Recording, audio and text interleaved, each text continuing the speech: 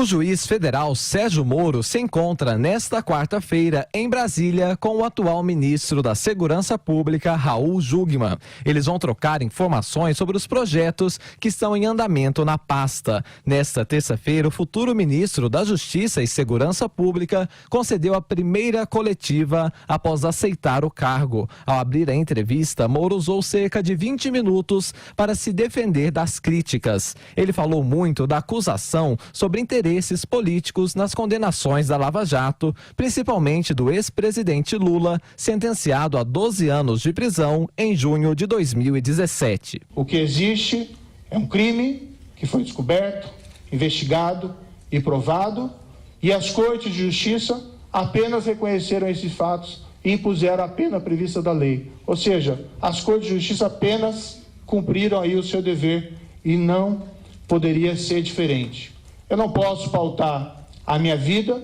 com base numa fantasia, num álibi falso de perseguição política. A primeira intenção do futuro ministro da Justiça é ressuscitar as 10 medidas contra a corrupção do Ministério Público Federal enterradas pelo Congresso Nacional. Ele também defendeu limitar a progressão de regime, especialmente de presos que pertencem a facções criminosas. Outro assunto discutido foi a redução da maioridade penal. Moro se disse favorável à condenação aos 16 anos em casos de crimes graves contra a vida. Um adolescente acima de 16 já tem condições de percepção de que, por exemplo, não pode matar. Então, se tem um tratamento diferenciado para esse tipo de crime, me parece algo assim bastante razoável. O juiz garantiu que o primeiro contato que teve com integrantes da chapa eleita foi em 23 de outubro, numa reunião com Paulo Guedes. O aceite para o Ministério da Justiça aconteceu em 1º de novembro, depois das eleições. Moro também defendeu Bolsonaro, argumentando que o presidente eleito pareceu ponderado nas conversas que tiveram. A minha impressão foi muito positiva, me pareceu uma pessoa bastante ponderada. Nós conversamos sobre possíveis convergências e divergências e, ainda que não haja uma concordância absoluta, mesmo nas divergências, me parece possível chegar a um meio termo. A expectativa do novo ocupante do Ministério da Justiça é que os primeiros projetos mais simples que endurecem a lei penal possam ser aprovados em 6 meses. Alteração de regras de prescrição dos crimes, avaliar a possibilidade de deixar mais claro na lei a execução em segunda instância, a previsão da execução das sentenças dos tribunais do júri, ou seja, investimento em equipamento, inteligência especial, estratégia.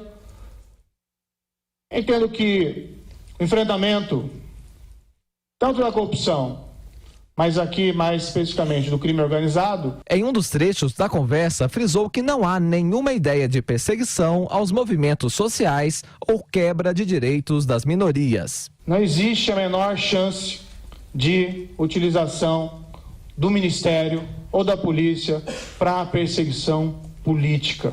Mas todos têm direito à igual proteção da lei, maiorias, minorias. Tá? Não existe aí qualquer possibilidade de, no âmbito da segurança pública, no âmbito da justiça, políticas discriminatórias contra minorias, seja qual for o motivo. Sobre as divergências com o presidente eleito, garantiu que vai sempre pelo convencimento do que pode ser melhor, mas que a última palavra vai ser de Bolsonaro. Eu assumo uma posição no governo e tenho muita ciência de que eu sou numa posição subordinada.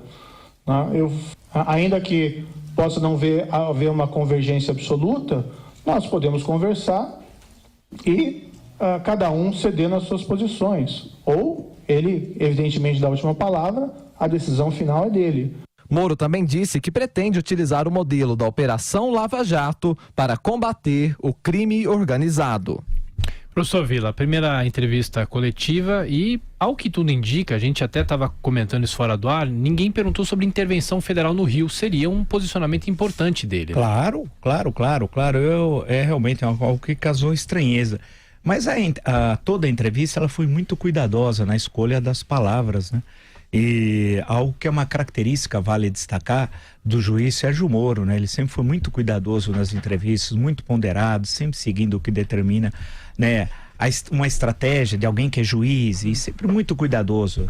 Tantas perguntas, por exemplo, que nós assistimos nas audiências, né, que vocês podem acessar pelo YouTube e tal, todas são bastante conhecidas. Tal. Então ele teve muito cuidado.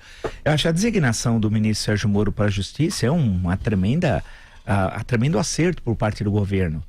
Então, quando tem notícias, é o seguinte, que é comum, plantadas na imprensa brasileira, os investidores estrangeiros ou governos estão preocupados com a posse de Jair Bolsonaro, eles deveriam estar preocupados não com um presidente que indica Sérgio Moro para ser ministro da Justiça com os poderes que ele vai ter.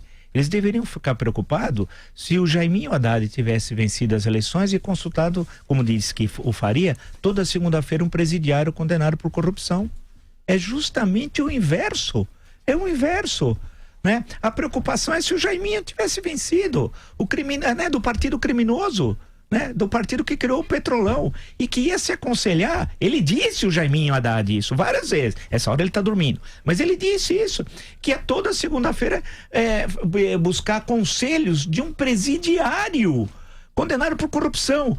Que sinalizações se daria para os investidores estrangeiros? Que o Brasil era governado por um corrupto da cadeia de Curitiba, por um presidiário. Ao contrário, a sinalização que é dada, vamos falar sério, sair desse campo meio escorregadio da ideologia, desse terreno minado, né?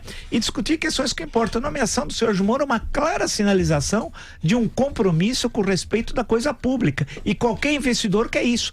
Ninguém coloca dinheiro em país onde tem corrupção, né? Porque ele não sabe se vai ter o seu dinheiro de volta. Ele vai colocar os seus recursos, seus fundos, num país que respeita as leis. E Sérgio Moro é a personificação do respeito às leis.